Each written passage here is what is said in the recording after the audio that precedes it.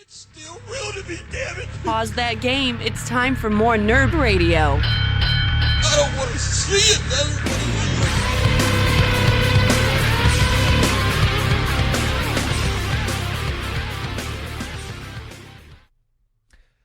All right, we're back with more Nerd Radio. Follow us on social media at Nerd Radio 101. And, of course, download, rate, and review the podcast wherever you get your podcasts as part of the B-Pod Studios Network. James and Al Beck looking to get the heck out of here and get ready for Thanksgiving. You guys got any cool plans for Thanksgiving?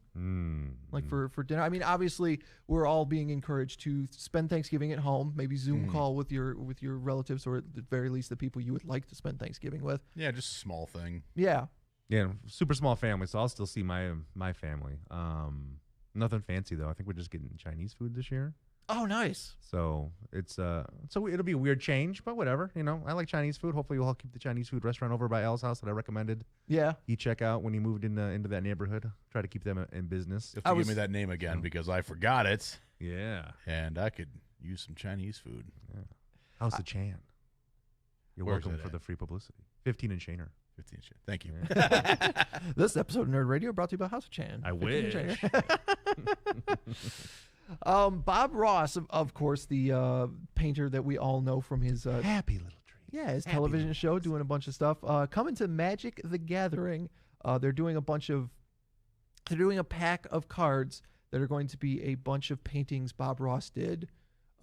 Set to whatever cards it is. So mainly lands, mountains, plains. So he's going to be painting forest and stuff. Well, obviously Bob Ross can't paint anymore. Oh, that's right. He is no longer with us. He is no longer with us. Sorry, Mr. Ross. They're taking some Bob Ross paintings and then applying them to the cards. And they're doing it as part of something that's called Secret Lair, which is a set that they put out for a limited time. Of specific cards. Almost always it's alternate art for certain cards, but they have done brand new cards. In fact, one of the Secret Lair sets was Walking Dead cards. Really? So you could have Negan in Magic the Gathering and Rick and all those guys. But this one is supposed to come out, I believe, November 25th is when you can go on the website to order these. Today. Oh, that would be today as we record. Holy moly. 2 days ago as you listen to the podcast. Oh, let me see if it's up there. Oh, I'm sorry, November 30th. November 30th. Yeah, okay. So Monday. Yeah, Monday. November 30th through December 14th, you'll be able to pre-order. Typically, these sets run $30, which is fascinating because I think you get like 5 cards for $30. But the fact that they're limited, that $6 a card. Yeah, the fact that they only print them for so long, they better go up in value. Yeah, it means that they're extremely rare. So if people don't get them when they originally put them out, then you got to pay the extra money for it. Also, DC Comics doing the Dark Knight's Death Metal event right now, and McFarlane Figures is going to be doing figures for Dark Knight's Death Metal. They're going to have the Robin King, which is the evil Robin that follows around the Batman Who Laughs, the Batman that's also the Joker. Okay. They've got a version of Wonder Woman that's got a chainsaw, a version of Superman, and a version of Batman that has, I don't know if you can see this, a sweet-looking electric guitar. I haven't really been reading this event, so I have no idea why Batman has an electric guitar. Batman banged Gene Simmons or something. Yeah. Got those Gene Simmons Kiss boots.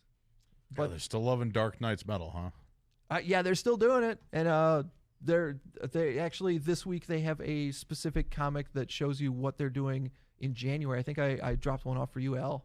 Yes. It's an event that's going to be kind of like when X-Men did Age of Apocalypse, and they just stopped all the books, and then for 4 months just did Age of Apocalypse books. They're going to do the same thing at DC, it looks like, with almost the entire line. They're just going to, like, for 2 months, they're not going to do the regular books, and they're going to do these, like, future versions. It's this future where Superman and Batman and Wonder Woman have all retired and are all old, and now there's these new versions of them. Interesting. I don't know. I started reading that original Dark Knight's metal, and I just did not care. That did not grab me. That was my breaking point for not liking that particular writer.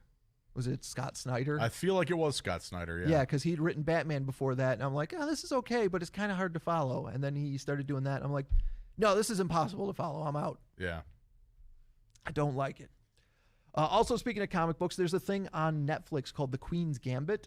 It's a new series. It's supposed to take place in the 60s. And comic book nerds are super upset about this because there's a scene, it's supposed to take place in 1963. There's a scene where the lead actress walks by a comic book rack, and you can clearly see comics on that rack that are from like the 80s and the 90s.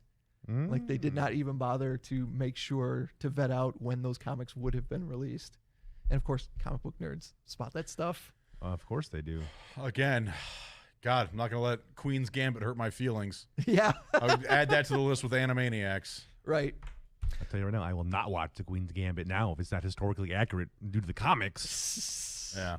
Although, I mean, I guess I did just have a rant on this show last week. Yeah, last week. Very similar thing about Star Trek. Yeah, so you took over I can't really bitch and moan about it. 3 of our 4 Instagram audiograms were your Star Trek rant last week. I was like, well, upset. Al doesn't bring a lot to the show normally, so when he does, I got to take advantage of it. I ran into something. I was watching an episode of Enterprise, and it occurred to me that they did something that upset me. Oh, yeah? Because they have got an episode with the Ferengi, and the Ferengi get on the ship or whatever. Uh-huh. And at first they get on, like the whole crew's knocked out. They're unconscious.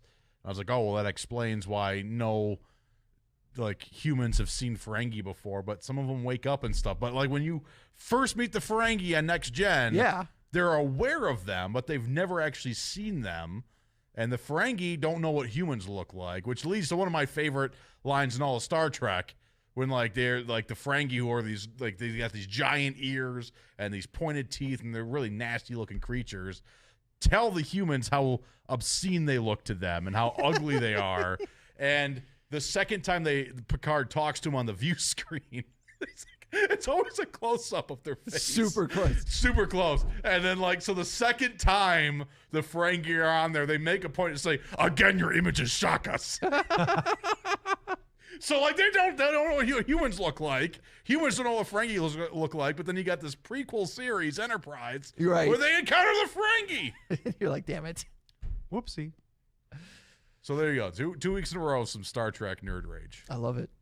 Can't wait to hear what he's mad about next week. Yeah. They would never serve chicken soup on the Enterprise. Chicken soup? Are you kidding me? They never had chicken soup back in the whatever Next Gen. They only ate tomato soup. You know how rumbly that ship is? You can't eat soup on a ship. Yeah. Everybody would have soup all over their uniforms. Right. No soup on the bridge. This may be the nerdiest thing I've ever said on this podcast. They can, because the ship is equipped with inertial dampeners. Ooh, wow. I knew that was coming. Look at the big brain on Al over there. I knew that was a thing, and I'm like, I'm going to bait him. I'm going to bait him and see. And there it is. Can I go now? No, we just got a couple more things to get to. All right. I was talking about the Queen's Gambit. One of the things that I'm attracted to in that show is the lead actress is Anya Joy-Taylor, who played Ileana in the New Mutants movie, which is finally out on streaming and on Blu-ray. Haven't seen it yet. Wait, so it's available to where you can actually access it? Yeah. And you haven't tried to I'd have to watch rent it in an environment? I would have to rent it okay. digitally, or B, I would have to go and buy the Blu-ray, and that's expensive. I don't have that yet. Okay. I got you. But they did correct. I remember, if you guys remember me telling you guys during the summer that they got the name of one of the co-creators, Bob McLeod, wrong. Yeah. In the credits, they did correct it on the Blu-ray. Oh, nice. For him. So and they gave him a special thanks in the closing credits as well. It'd be funny if they totally were like, let's get it wrong again. Who cares about Bob? Screw that guy. They changed the spelling of his first name. Yeah, Rob. Yeah. Sorry. Yep. Got it right this time. Yep. Rib. That would be funny. Let's talk some wrestling real quick. This weekend was Survivor Series, James. I'm sure you checked it out. I did. I fell asleep. I'll be honest. I thought the first match, the opening match, the men's Survivor Series match, to me, stole the show. You think so? I thought it was great. I thought it was highly entertaining. Did somebody catch Keith Lee, or did Keith Lee catch somebody off the rope? I feel like Braun Strowman caught Keith Lee. Maybe that's what it was. All I know is there was something where somebody caught somebody, and I was like, whoa. That's a big man to just catch. Yeah. I thought that opening match, the men's Survivor Series match, to me was my favorite, but I also kept going in and out of consciousness during the rest of the pay-per-view. I thought the tag team match, the New Day versus the Street Profits, that was a good match too. That was me and Amy were both watching that and going like, man, this is the best match of the show, and it's only been an hour, but this is amazing. And it's funny because while we were watching it, I was mentioning that I can't remember the New Day having a bad match. And then 24 hours later, they had the worst match I've ever seen them have with you the Hurt jinxed Business them. on freaking Raw. You jinxed them. But Asuka and Sasha Banks was really good too. I can't I didn't catch most of retroactively. that. I haven't seen a good Sasha Banks match in probably a couple years, and this was the first one. I was like, "Hey, she knows what she's doing in there. She's a good wrestler." But the She's also highlight, a good actress. She was on The Mandalorian. yeah, She plays one of the Lady Lorians, whatever they call them. the highlight would be at the end of the night they were celebrating 30 years of The Undertaker, his official farewell, because it was the end of Survivor Series. And in order to do it, they had this amazing video package set to Metallica's "Now That We're Dead" that had all this the highlights from his career that was really cool. And then when he got out to the ring and said his goodbyes, he did the thing where he goes down on the knee. Yeah. And you remember how Paul Bearer used to have the urn and he would go down on the knee. Well, he went down on the knee, and then they had a hologram of Paul Bearer Really? That's in the cool. ring next to him. That's cool. And they had him going, "Oh, yes." There's some old audio of him. That's cool. But yeah, this is supposed to be the last time we will see The Undertaker in the ring. I don't believe that for Well, a I feel like second. maybe this is the last time you'll see him like as a character wrestle, but I don't know. Just how I many don't times think has he you- retired? If we How much money? If we got a crowd at WrestleMania next spring, then I think they'll figure out a way to put The Undertaker into You play. think so? I almost feel like the Undertaker himself. I can't remember his last name, but Mark. I feel is- Calloway. Yeah, Mark Calloway. I think he's just done. I think he's ready to move on to other things. He's happy with what he's done as the Undertaker. That's coming from watching like the last few things that they put out on the Undertaker. Oh yeah. You know, like I think he's happy. From what I understand, the way the AJ Styles match played out, was that at WrestleMania? Yeah. So the way that match played out, I think he's happy with being done. And with that, the yeah, character. I remember watching that back at WrestleMania, saying if this is the last time we see The Undertaker, this was the perfect way. Yeah. This is the perfect last. Because I thing think to he have seen kept The Undertaker he kept do. trying to chase that. I want to go out on a high. I want to go out on a Yeah. high. But every time he'd get into a match, it'd be tarnished. He had like that match with Goldberg that oh my was God, that awful. was atrocious. The Triple H Shawn Michaels Yep. tag with Kane, that was really bad as well. Yeah. Like every time he's trying to every time he's tried to go out on top, something tarnishes that attempt. So I feel like he's been ready to go for a while too, because even when I was watching it, still it seemed like WrestleMania would happen, then he'd be off for 4 months. Oh yeah. You know what I mean? well, he So- would take almost a whole year to recover Yeah. from Yeah. that one match, and then like he'd recover, and then when it was starting to gear up to WrestleMania time, he'd start training. Like he would train for months before WrestleMania, then he would take a couple months to recover, and then he would start training again to where he could get into shape because he was so old and abused, and his body Yeah. was Right. so tore up.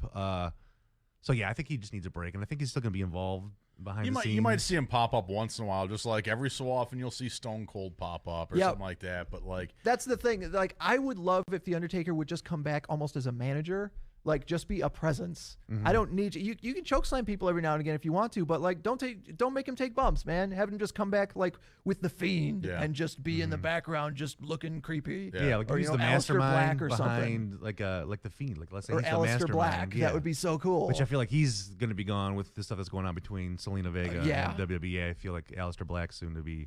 yeah, I He's out would, of WWE as would well. not be surprised. it's entirely possible that the guy is just over it. Yeah, Oh, and I kind of feel like absolutely. that's Because he's the got thing. other interests and stuff. I think I want to say Yeah. he's done real estate and stuff. Yeah, like he that. does Oh, real really? estate down in I think Texas. Yeah, he's That's from funny. Texas. I didn't yeah. know that. I just know he's got a smoking hot wife, and they have a kid, and I think the wife's like, "Can you stop almost killing yourself?" Yeah. Or whatever, $1 million, whatever McMahon pays him per appearance. So. Well, the last thing I wanted to tell you guys about is Radio Shack. Oh, well, I Radio- wanted to ask you before you move on from wrestling. I was curious about something. So you said that you were kind of having trouble staying awake during Survivor Series. Yeah. My question was, is it because you get up early the next morning, or was it a boring time overall? It wasn't great. I think it's a Wasn't little great? bit of everything. Okay. You know, because even I'll be honest, even the Undertaker thing. Like I woke up at the end of the Undertaker when the Undertaker was coming out. Like Shane McMahon comes out. Yeah. Mick Foley comes out. Like everybody's That was coming out. really and I'm strange like- too. I'm They like brought out a trying whole- to stay awake. Yeah. They brought out a whole bunch of people that The Undertaker has fought, and then immediately went to a video package and got them the hell out of the ring. Yeah, it was weird. And And like like, to me, well, then why did we have him come out? yeah, like I figured, now they're all going to give a speech or something. Right. But also, why is Shane McMahon there? I don't know. Like, Yeah. was he that legendary of an opponent No, with the not really. Undertaker, or is it because he's the owner's son? Well, Right. Taker threw him off So- the Hell in a Cell a couple years ago at I get WrestleMania, it, but like, I feel like Mick Foley deserved to be there, maybe because it was the first time. I already got thrown through the Hell in the Cell twice. Right. Yeah. But there was people, I'm like, why is Shane McMahon here? Okay, Yeah. cool. I think Shawn Michaels came out. Yeah. That makes sense. They had a real big rivalry going on. Like, that makes sense. But Shane McMahon, got thrown off Hell in the Cell. It was also absolutely hilarious that everybody was coming out in like formal dress, and then Kane just comes out in his gear. Yeah. With the mask and the wig and just his wrestling gear. Yeah. Yeah. Well, so my next question then is, this was what, Survivor Series? Yeah. That's one of the bigger pay-per-views. Absolutely, I mean, Royal Rumble, WrestleMania, SummerSlam. Yeah, that's one of the ones I would try to go to besides one of the big four. Yeah, this is one of the big ones. So, and it wasn't all that great, you said. You've been doing this no crowd thing for a while. Do you guys find your interest in wrestling suffering at all? Are you adjusted to? Yeah, it is. Are you kind of used to no crowd there yet? I'm used to it almost to the point where if I watch old pay-per-views, it's weird to me to see giant crowds at old WrestleManias and stuff, because we've gone through almost an entire year of like, don't you stay 6 feet away from me. Right. I don't want to get sick. But yeah, it's absolutely. I think it's affected the show because they do not have the immediate feedback of a crowd. Yeah, like the Right. performers have no idea what anybody's doing. Right. To them, they're performing in an empty arena. And you could still get that immediate feedback because you do have Twitter and the internet, and but I don't think the WWE is really looking to adjust in that fashion to like, all right, let's see what was trending on Twitter last night while Monday Night Raw was going on to see what we want to focus on going forward. And for me, like, I'm kind of fatigued in watching because it's the same matches every night. You're seeing the same people go. Sure. I am so sick of watching Seth Rollins and Rey Mysterio's family duke it out. Enough! Okay, we get it. And then as soon as they traded them from Raw to SmackDown, I was like, son of a bitch, they're going to start the whole thing all over again to try to put on the same show they've been putting on Raw with a SmackDown crowd, not thinking there's people that watch both. Yeah. So, like, I'm tired of seeing the same people go head to head against each other. Okay. I'm over it. So I may have to ask you guys that question again, like down the road as this continues to go on, because I was curious. Because wrestling wouldn't be, if you guys are not alone in that opinion, you wouldn't be alone, because it's so funny to think about all that time that we had no sports. Yeah. And everyone's like, oh God, if only I just had a game to watch. We're seeing like ratings tank for Monday Night Football. Ratings are like an all-time low. It's like, and that's been a consistent thing just all around playoffs. No one's watching the playoffs. It's like, you got your sports back, it's all you ever wanted. And no one seems to care. And I don't know if that has something to do with it. So I was kind of curious what wrestling fans are, if they're being affected in that same way. And I'll tell you what's fascinating is Wednesday nights. If you're a wrestling fan and you're not watching either of the Wednesday night shows, you're doing yourself a disservice. Because between AEW and NXT, like, they are still putting on just killer shows, killer 2-hour shows. In fact, I had an article up here. Tony Khan, the owner of AEW, compared what AEW does to what Marvel does with their Marvel Cinematic Universe movies. Because he says one of the great things is that Marvel really cares about what their audience wants, and they go out of their way to hear their fans and try and give them what they're looking for, and that's his mission with AEW. So a lot of people must have been tweeting him about mimosas, so they decided to They wanted a mimosa match. to make a mimosa match with Jericho and Orange Cassidy. Jericho and Orange Cassidy. We want MJF and Chris Jericho doing a Vegas parody of The Hangover. Hall Gaming agrees AEW is so good, he says. So I don't know, maybe it's about time for a shift. Yeah, I mean, I might have to try watching more. Like, our house is Finn Balor's on NXT, so Wednesday nights belong to my fiance to watch Finn Balor. And it's funny, too, because I do the wrestling podcast with Nate and Erica and Shawnee and Justin, and kind of universally, that crowd is very much an AEW crowd. Like, if you listen to the One Fall show at all, we don't like Raw. SmackDown is usually not very good. I'm sure we're going to have terrible things next week to say about Survivor Series. But, man, AEW's usually got some pretty good stuff in it. NXT is just killer. Like, there's at least one match every week on NXT that's like, you guys didn't have to go that hard for a crowd of like 50 people in that room, but thank you. Thank you for reminding me why wrestling could be really cool. All right, well, before we go, like I said, Radio Shack, back from the dead. A couple of investors have decided to bring Radio Shack back as an online only, so radioshack.com. So Radio Shack will live again. Do you guys have any good Radio Shack memories growing up? I do not have a single. No. I mean, we occasionally would show up to get batteries. Yeah.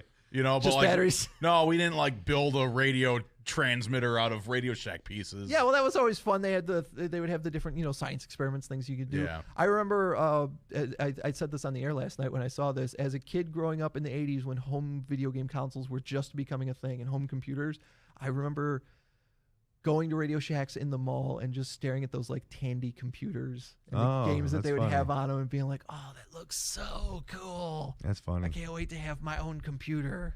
And now I have more games than I will ever play in my entire life. I think the only Radio Shack memory I have is my best friend growing up got a Dreamcast for his birthday. Okay. He did not have the correct adapter to connect it to his TV. So I went with him and his dad to Radio Shack to get the correct adapter.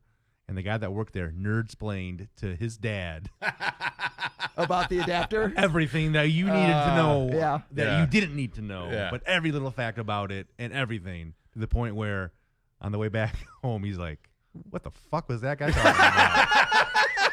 I just want to play. I just want my son to play the video game. Oh, it's funny. I will say, I think, honestly, if I'm being 100% honest, I think my most memorable Radio Shack moment was realizing I needed a part of something electronic, and I said, Radio Shack will have this. Yeah. And I went to the Radio Shack, and it was gone. I think that thing got thrown out, whatever it was. Yeah, the news story also says there's about 400 Radio Shack locations still open, but they're all operated independently. Oof. So it's like Die Hard. It's like Radio Shack diehards. I will never let you go, Radio Shack. Well, you remember, was it earlier this year that Major Magics filed bankruptcy and went out of business? Yeah. There's a Major Magics. There's somebody who bought up all the Major Magic And they stuff. also have just gone out of business and they're selling all their stuff. Real, because there was over on Grossbeck here, and I saw some pictures. And no offense if that person is a listener or whatever, thank you so much for listening. Right. But the wannabe Major Magics looked super hood and super shady. It does. Super sketchy. Right. Like to the point where I don't even want to reach out to see if I can buy any of the animatronics. Sergeant Major Magic. Yeah. I don't even think you could use the word magic. Illusion. Yeah. Not even an illusion. Card trick, maybe. Yeah. Major card tricks. Captain, what's this behind your ear? Oh, it's a quarter. Yeah. All right, well, that's going to do it for this week's Nerd Radio. Everybody have a safe and happy Thanksgiving if you're listening to this before Thanksgiving. And if you're listening to this after Thanksgiving, I hope you had a happy and safe Thanksgiving. Make sure you're following us, rating and reviewing us wherever you get your podcasts, part of the BPod Studios Network, and following us on social media at Nerd Radio 101. And make sure you follow Checkpoint XP as well. They give you all your nerd news. They're much more prepared than I am, usually. And, you guys have anything you want to plug before we take off? No, I'm James, good. Everybody have a happy Thanksgiving. Happy Thanks for Thanksgiving, listening. everyone. All right, see you.